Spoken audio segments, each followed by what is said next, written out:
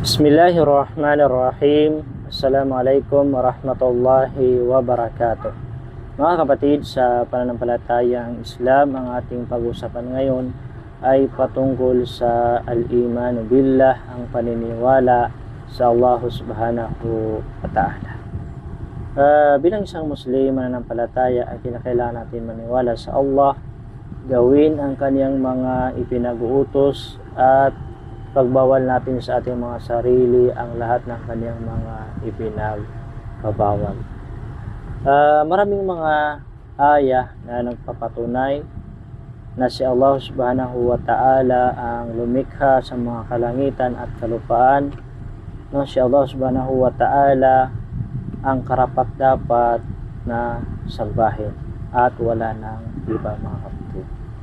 Kaya para sa mga kababayan natin na mga non-Muslim, ay inaanyayahan namin kayo na saliksikin ang Islam para magkaroon kayo ng idea, no? At baka sakali kayo ay gabayan ni Allah subhanahu wa ta'ala na pumasok sa Islam. Dahil napakaraming relihiyon dito sa mundo at isa lamang po ang tinatanggap ni Allah, yun ang Islam, no? Si Allah subhanahu wa ta'ala ay nagpakilala sa Quran na siya si Allah ang Panginoon ng lahat ng mga nilikha at siya lamang ang karapat-dapat na sasambahin ng mga tao, no? Sabi ng Allah subhanahu wa ta'ala sa Quran, A'udhu billahi minasyaitanir rajim, Ya Musa, inni anallahu rabbul alamin. Sa pinakamalapit nitong kahulugan, O Musa, O Moises, katotohanan ako ang Allah. Inni anallah, katotohanan ako ang Allah, Rabbul Alamin, ang Panginoon ng lahat ng mga nilikha. Masya Allah.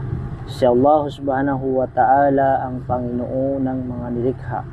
Panginoon ng lahat ng mga kalangitan, kalupaan, mga anghel, no? Lahat ng mga propeta. Ang kanilang kinikilalang Panginoon ay walang iba kundi si Allah subhanahu wa ta'ala, mga kapatid. Sinabi rin ni Allah subhanahu wa ta'ala, Innani anallahu la ilaha illa ana fa'budni wa aqimis salata lidhikri. No, yung sa pinakamalapit itong kahulugan, katotohanan ako ang Allah na walang ibang Diyos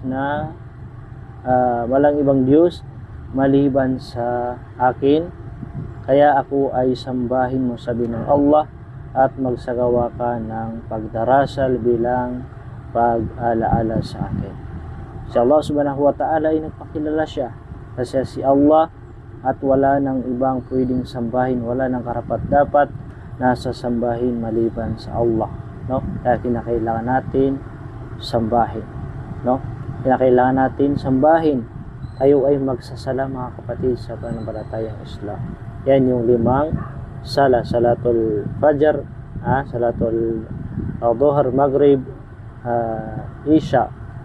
Kaya obligado sa lahat ng mga kamusliman na naniniwala sa Allah, naniniwala kay Propeta Muhammad sallallahu alaihi wasallam, ay obligado sa kanila na magsagawa ng sala. Kaya para sa mga Muslim ay kinakailangan natin itayo ang ating mga sala. Huwag natin pabayaan ang ating mga sala, dahil kapag hindi magtagumpay, hindi pumasa ang ating mga sala sa kabilang buhay, ay lahat ng ating mga gawain ay useless, mga kapatid.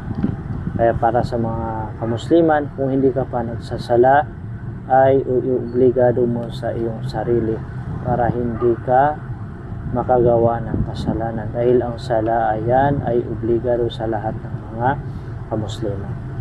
At tandaan natin, para sa mga kababayan natin na mga non-Muslim, ay pinagbabawal ni Allah, no? Sabi na dito ay la ilaha illa ana fa'budni.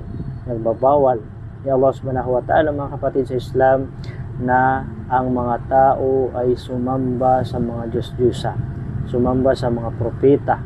Yan ay napakalaking kasalanan, na ikaw ay sumamba sa mga Diyos-Diyosan, dahil ang sinumang tao na mamatay na siya ay sumasamba sa mga rebulto, sumasamba sa mga Diyos-Diyosan, ay pagdating sa kabilang buhay ay sila po ay hindi patatawarin ng Allah at sila ay mananatili sa impyerno kapag hindi sila nakapagtauba, humingi ng kapatawaran kay Allah noong sila ay nasa mundo. Kaya kung ikaw ay isang non-Muslim, ay kung ikaw ay magsyahada, sumaksi na wala ng karapat-dapat na sasambahin maliban sa Allah, ay lahat ng iyong kasalanan ay yan ay patatawarin sa iyo ni Allah.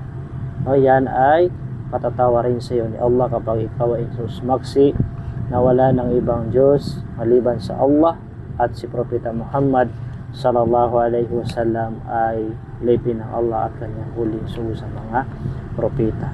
So ang pagsasyahada, pagbabalik Islam, pagtatawba sa Islam, kung halimbawa ikaw ay isang Kristiyano na pumasok sa Islam, ay wala pong bayad mga kapatid sa kapatid, no? Walang bayad at wala ka ng ilalabas kahit piso, no? Gagawin mo lang, pupunta ka ng masjid at ikaw ay magsasyahada, magsasaksi.